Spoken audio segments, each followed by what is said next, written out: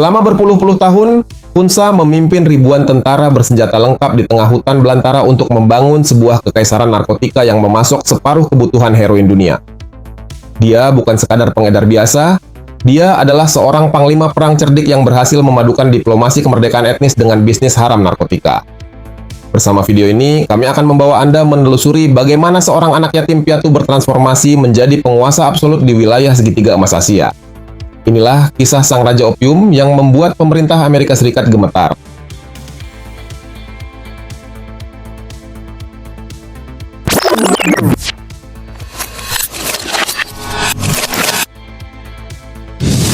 Nama aslinya adalah Zhang Qifu. Dia lahir di tengah gejolak perang saudara yang membakar wilayah pedalaman Myanmar pada tahun 1933. Ayahnya merupakan seorang tentara berkebangsaan Tiongkok, sementara ibunya berasal dari etnis Shan yang mendiami wilayah dataran tinggi nan terisolasi. Kehilangan sang ayah sejak usia balita memaksa Zhang tumbuh menjadi pemuda yang harus berjuang keras demi mempertahankan martabat keluarganya. Lingkungan masa kecil yang dikelilingi oleh konflik senjata membentuk mentalitas Zhang menjadi sosok yang dingin dan sangat waspada terhadap ancaman dari luar. Karier militer Zhang dimulai saat ia bergabung dengan sisa-sisa pasukan loyalis Kuomintang yang melarikan diri dari Tiongkok daratan. Di bawah bimbingan para perwira Tiongkok yang berpengalaman, ia mempelajari taktik perang gerilya dan cara bertahan hidup di medan hutan yang ekstrim. Pasukan Kuomintang inilah yang memperkenalkan Zhang pada dunia perdagangan opium sebagai satu-satunya cara untuk membiayai logistik perang. Pengalaman awal tersebut memberikan pelajaran berharga mengenai bagaimana komoditas narkotika dapat diubah menjadi kekuatan politik dan militer yang sangat besar. Zhang segera menyadari bahwa identitas etnis merupakan kunci utama untuk memenangkan hati rakyat di wilayah perbatasan Myanmar yang penuh konflik. Ia kemudian mengadopsi nama Hunza yang memiliki arti sebagai pangeran yang makmur dalam bahasa lokal etnis Shan. Penggunaan nama ini merupakan strategi brilian untuk mengubah citranya dari seorang prajurit biasa menjadi sosok bangsawan pelindung rakyat. Hunza mulai memposisikan dirinya sebagai pejuang kemerdekaan yang akan membebaskan bangsa Shan dari penindasan pemerintah pusat di Yangon. Ambisi Hunza untuk membangun kekuatan mandiri mulai terlihat ketika ia mendirikan kelompok milisi pribadinya pada awal dekade 1960-an. Ia memanfaatkan dukungan finansial dari perdagangan opium lokal untuk merekrut para pemuda desa yang haus akan perubahan dan kesejahteraan. Hunza memberikan pelatihan militer yang sangat disiplin serta menjanjikan perlindungan keamanan bagi desa-desa yang bersedia setia kepadanya. Milisi kecil ini kemudian berkembang pesat menjadi kekuatan yang disegani karena memiliki loyalitas buta terhadap perintah sang pemimpin tertinggi. Keberanian Hunza diuji ketika pemerintah Myanmar mencoba menekan kekuatannya dengan cara menangkap dan memenjarakannya pada tahun 1969. Selama 5 tahun mendekam di dalam penjara, pengaruh Hunza di wilayah hutan justru semakin menguat karena pasukannya tetap setia menunggu kepulangannya. Anak buah kepercayaannya melakukan aksi nekat dengan menculik 2 dokter asal Uni Soviet, guna menukar nyawa mereka dengan kebebasan Hunza. Drama penyanderaan internasional ini berakhir dengan kemenangan diplomasi bagi pihak Hunza, yang akhirnya menghirup udara bebas pada tahun 1974. Setelah keluar dari penjara, Hunza segera kembali ke wilayah perbatasan dan melakukan konsolidasi besar-besaran terhadap seluruh pasukan militernya. Ia memahami bahwa kekuatan senjata tanpa kontrol atas wilayah produksi hanya akan membuat pasukannya menjadi tentara bayaran yang lemah. Hunza mulai mengusir kelompok-kelompok saingan dari wilayah perbukitan yang menjadi lahan subur bagi tanaman bunga opium. Langkah agresif ini menandai dimulainya era dominasi mutlak Hunza di kawasan yang kelak dikenal sebagai segitiga emas. Hunza membangun markas pertahanan yang sangat kokoh di wilayah terpencil agar tidak mudah dijangkau oleh serangan udara maupun artileri berat pemerintah. Ia merekrut para ahli persenjataan dan mantan tentara profesional untuk meningkatkan kemampuan tempur pasukan pribadinya secara signifikan. Setiap anggota pasukannya didoktrin bahwa perdagangan opium adalah bentuk pengabdian suci untuk mendanai perjuangan kedaulatan bangsa Shan. Ideologi ini sangat efektif dalam menjaga moral bertarung pasukannya meski mereka harus hidup dalam kondisi yang serba terbatas di tengah hutan. Kemampuan Hunza dalam mengelola logistik perang membuat dirinya sangat sulit ditaklukkan oleh operasi militer gabungan manapun. Ia memiliki jaringan intelijen yang sangat luas di setiap sudut desa guna memantau setiap pergerakan pasukan pemerintah yang mencoba mendekat. Hunza tidak ragu memberikan hukuman mati bagi siapapun yang berani membocorkan rahasia lokasi markas atau rute pengiriman barang miliknya. Kedisiplinan yang brutal ini membuat organisasinya menjadi salah satu kelompok pemberontak yang paling tertutup dan misterius di Asia Tenggara. Pertumbuhan kekuatan Khunsa pada periode ini telah meletakkan fondasi bagi terciptanya sebuah negara di dalam negara yang berdaulat secara de facto. Ia tidak hanya bertindak sebagai seorang panglima perang, tetapi juga berperan sebagai hakim, gubernur, dan bapak bagi ribuan pengikutnya. Khunsa menciptakan sistem hukum sendiri dan memungut pajak dari setiap transaksi yang terjadi di wilayah kekuasaannya tanpa campur tangan pemerintah pusat. Ambisi masa kecil Zhang Qifu telah bertransformasi menjadi kekuatan nyata yang siap menantang dominasi negara Myanmar dan hukum internasional. Babak awal perjalanan Khunsa di Tanah Shan ditutup dengan keberhasilannya menyatukan berbagai faksi pemberontak di bawah satu komando pusat. Ia telah siap melangkah ke tahap berikutnya untuk mengendalikan rantai pasokan narkotika terbesar yang pernah ada di dunia. Seluruh mata internasional kini mulai tertuju pada sosok pangeran yang makmur ini dengan perasaan cemas.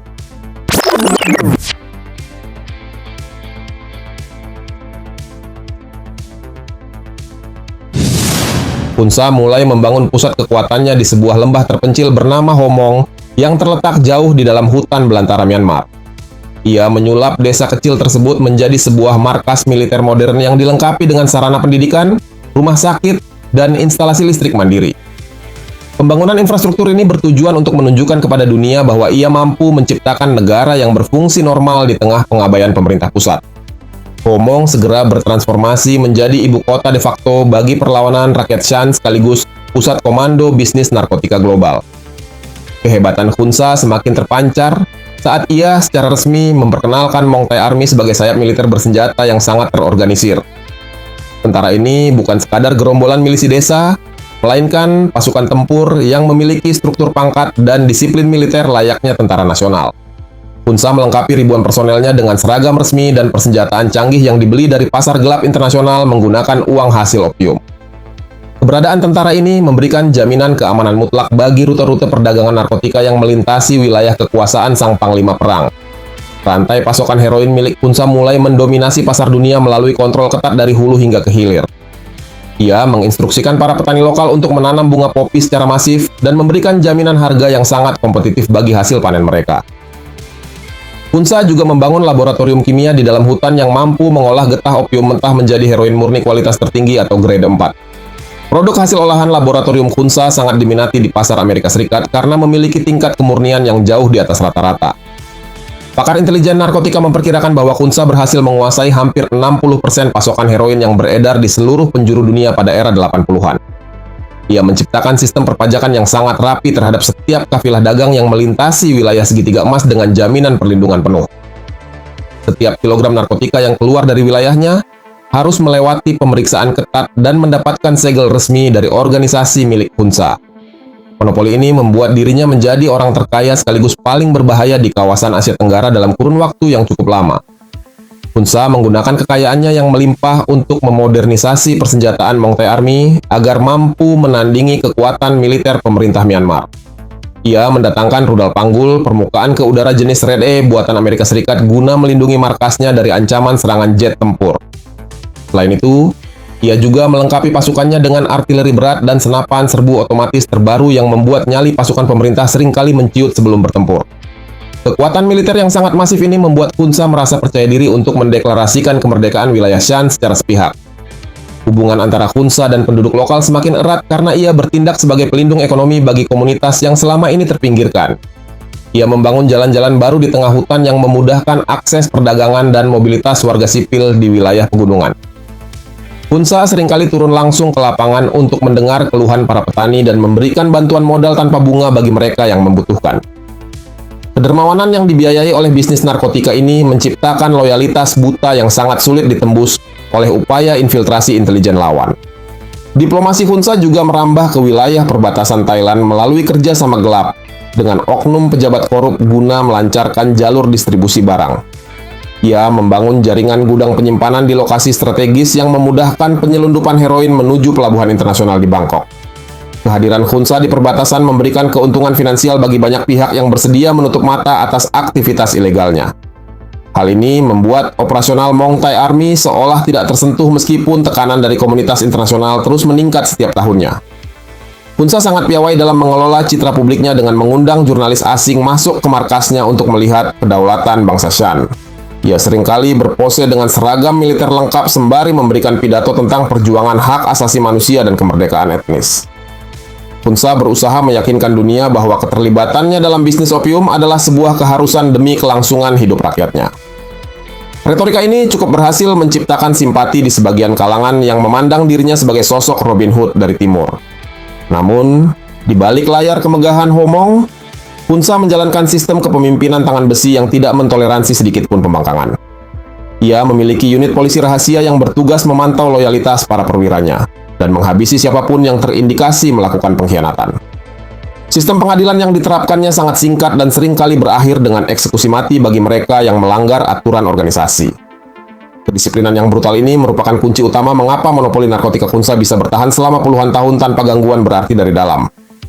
Era keemasan Hunsa di wilayah segitiga emas telah mencapai puncaknya dengan terbentuknya sebuah kekaisaran narkotika yang didukung militeristik tak tertandingi. Ia bukan lagi sekadar seorang pemberontak lokal. Dia sudah menjadi aktor utama dalam geopolitik narkoba yang memengaruhi stabilitas keamanan global. Setiap tetes heroin yang diproduksi di laboratorium miliknya mulai menyebar ke jalanan kota-kota besar di Amerika Serikat dan Eropa. Tantangan besar kini mulai datang dari pemerintah Washington yang merasa kedaulatan hukum mereka telah dihina oleh sang penguasa hutan tersebut.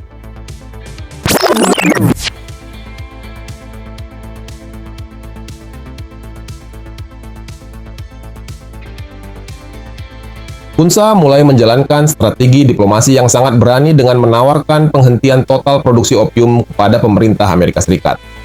Ia mengirimkan surat resmi kepada Gedung Putih dan mengusulkan agar Amerika Serikat membeli seluruh stok opiumnya guna mencegah barang tersebut sampai ke tangan kartel internasional. Penawaran ini merupakan langkah politis yang cerdik untuk memaksa Washington mengakui kedaulatan bangsa Shan di bawah kepemimpinannya sebagai imbalan atas penghentian krisis narkotika. Namun, otoritas Amerika Serikat dengan tegas menolak tawaran tersebut karena mereka enggan bernegosiasi dengan sosok yang mereka anggap sebagai kriminal kelas kakap. Penolakan dari pihak Amerika Serikat justru membuat Hunsa semakin gencar membangun narasi bahwa dirinya adalah korban dari ketidakadilan politik dunia. Ia secara terbuka menyatakan bahwa perdagangan opium adalah satu-satunya sumber daya yang bisa ia gunakan untuk memberi makan jutaan rakyat Shan yang kelaparan. Sang Panglima Perang menantang komunitas internasional untuk memberikan bantuan ekonomi alternatif jika mereka benar-benar ingin melihat ladang bunga popi di wilayahnya musnah. Retorika ini berhasil memicu perdebatan di kalangan pengamat internasional mengenai kompleksitas antara kemiskinan etnis dan kejahatan narkotika di wilayah segitiga emas. Pemerintah Amerika Serikat tidak tinggal diam dan segera menetapkan Hunsa sebagai musuh publik nomor satu yang harus segera ditangkap atau dilumpuhkan. Departemen Kehakiman Amerika Serikat mengeluarkan dakwaan resmi terhadap dirinya atas tuduhan penyelundupan heroin dalam skala yang sangat masif ke wilayah hukum mereka.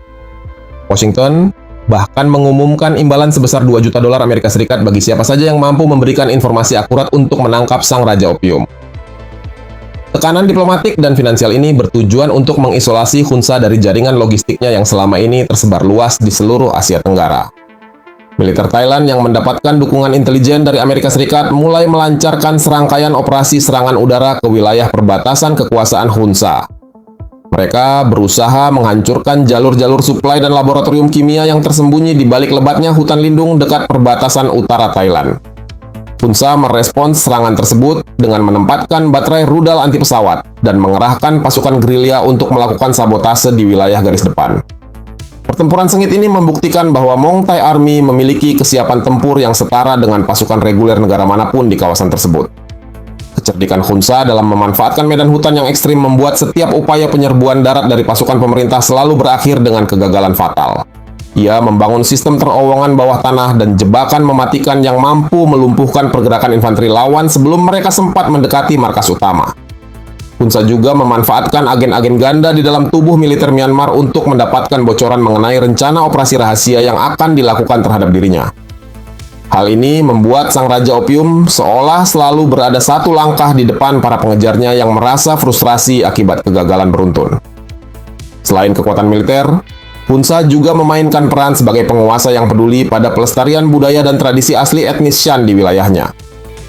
Ia mendirikan sekolah-sekolah yang mengajarkan bahasa dan sejarah bangsa Shan guna memperkuat identitas nasionalisme di kalangan generasi muda yang ia pimpin. Tindakan ini bertujuan untuk menepis tuduhan bahwa dirinya hanyalah seorang bandar narkoba biasa yang tidak memiliki visi politik jangka panjang. Hunza berhasil menciptakan loyalitas yang sangat dalam sehingga para pengikutnya rela mati demi melindungi sang panglima perang dari kejaran agen internasional. Dunia internasional mulai menaruh perhatian pada kemampuan Hunza dalam mengelola ekonomi perang yang sangat mandiri tanpa bantuan dari negara manapun. Ia terbukti mampu menjaga stabilitas harga opium di pasar gelap internasional demi memastikan keuntungan finansial pasukannya tetap stabil di tengah embargo. Hunza mengatur jalur distribusi yang sangat rumit melalui rute-rute darat di Laos dan Vietnam guna menghindari pengawasan ketat dari kapal patroli Amerika Serikat. Kemandirian ekonomi ini menjadi ancaman serius bagi strategi Washington yang mengandalkan sanksi ekonomi untuk melemahkan kekuatan kelompok pemberontak bersenjata. Hunza seringkali mengundang para jurnalis barat untuk melakukan wawancara eksklusif di markasnya guna menyebarkan pandangan politiknya kepada audiens global. Ia tampil sebagai sosok yang ramah dan penuh filosofi sembari menunjukkan kemegahan pasukan militer yang ia latih dengan sangat disiplin. Melalui media massa, ia menantang Presiden Amerika Serikat untuk datang langsung dan melihat penderitaan rakyat Shan akibat kebijakan isolasi yang dilakukan pemerintah Myanmar. Strategi hubungan masyarakat ini cukup efektif dalam menciptakan kebingungan di mata publik mengenai status asli Hunza sebagai pejuang atau penjahat. Tekanan dari Badan Narkotika Internasional memaksa pemerintah Myanmar untuk melakukan operasi militer besar-besaran yang paling ambisius terhadap wilayah Homong. Operasi ini melibatkan ribuan tentara pemerintah yang didukung oleh artileri berat guna menembus benteng pertahanan terakhir sang penguasa segitiga emas. Hunza menanggapi tantangan ini dengan menginstruksikan pasukannya untuk melakukan perang atrisi yang melelahkan guna menguras logistik dan mental pasukan penyerang. Meskipun berada di bawah pengepungan yang sangat ketat, Hunza tetap menunjukkan ketenangan yang luar biasa seolah ia sudah memprediksi akhir dari konflik ini. Babak konfrontasi terbuka ini telah menempatkan Hunza pada posisi yang paling terpojok sepanjang karier militer dan bisnis narkotikanya di hutan. Namun, sang Raja Opium masih menyimpan sebuah kartu as yang akan mengejutkan seluruh dunia dan menggagalkan ambisi Amerika Serikat untuk menyeretnya ke pengadilan. Ia menyadari bahwa kekuasaan absolutnya mulai digerogoti oleh perpecahan internal yang dipicu oleh isu rasisme di dalam tubuh organisasinya sendiri. Tantangan terbesar yang akan menjatuhkan sang legenda ternyata tidak datang dari moncong meriam lawan, melainkan dari dalam jantung kekuasaannya sendiri.